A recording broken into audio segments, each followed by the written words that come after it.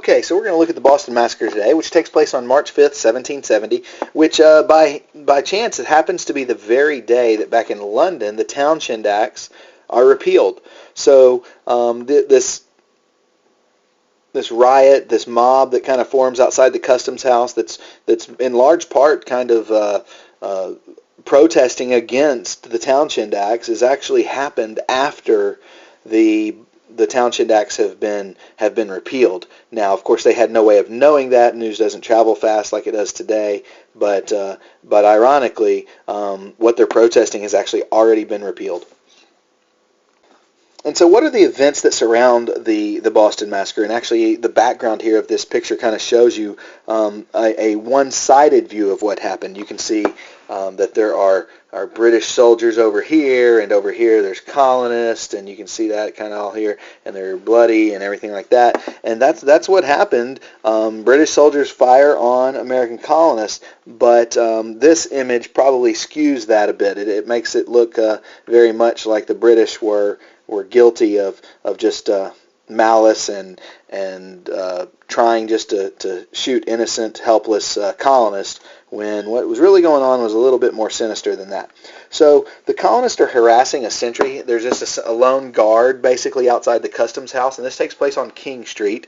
And this crowd grows, and backup is sent for. So he says, the sentry, his name is Hugh White, he sends help, say, hey, help, I need help, there's a lot of people out here, probably over 50 to 100 people out there, yelling at him, trying to provoke him.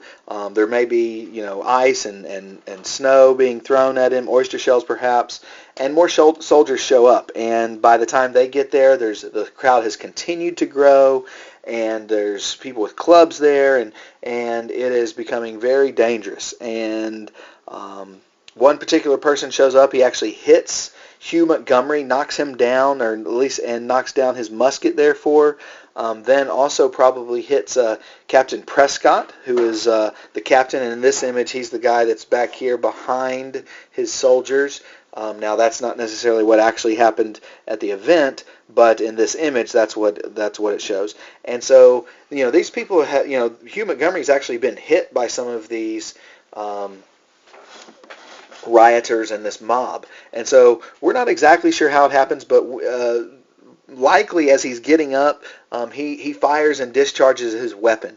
And it may have been purposely that he discharges it directly into the crowd. It's hard to say. There's kind of obviously some disagreement on what he was doing. Was it accidentally discharged in the mayhem? Was it purposely discharged? We probably will never know for sure, but it does discharge. And at that point then, there is more shots that are fired. Soldiers have been hit. There's chaos, and about at least 11 shots ring out, because we have 5 people that end up being killed and 6 wounded. And so that leaves us at a minimum of 11 shots, and that would mean all of them hit something. And so there's very likely even more shots than that. Now, there weren't even 11 soldiers, but inside the customs house there were some people that may have actually also fired weapons as well. And so at the end of the day, there is 5 citizens that are killed: Samuel Gray, James Caldwell, and Crispus Attucks.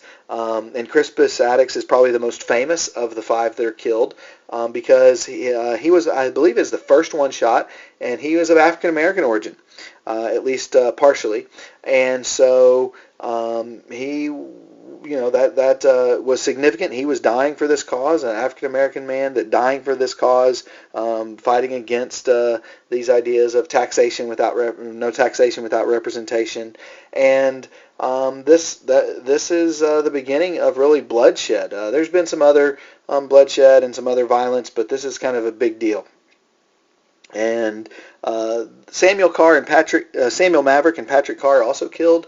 Maverick dies later the next day, I believe, and then Patrick Carr, within a couple of weeks, dies. And so there are 5 killed because of this event, and 6 wounded. So eventually things settle down. The crowd disperses because of the gunfire and then the loss of life. And the soldiers end up being arrested and charged with murder, all of them, including Captain Prescott.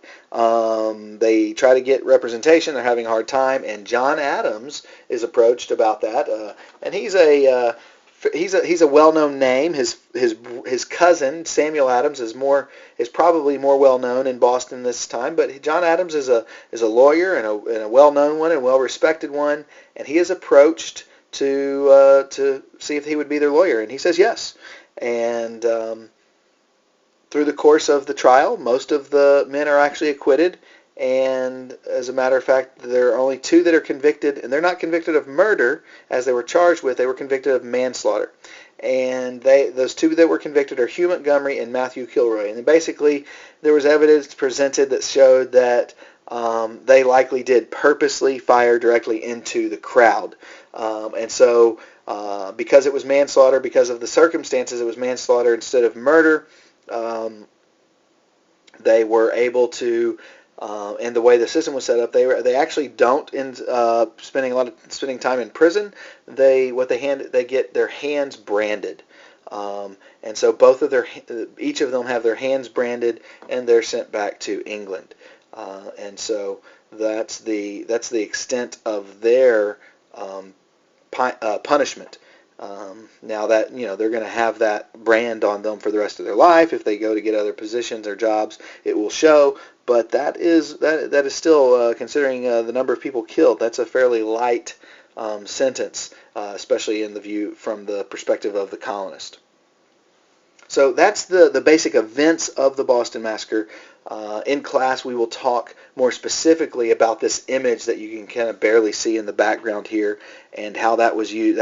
That image was used as kind of a propaganda tool against the British.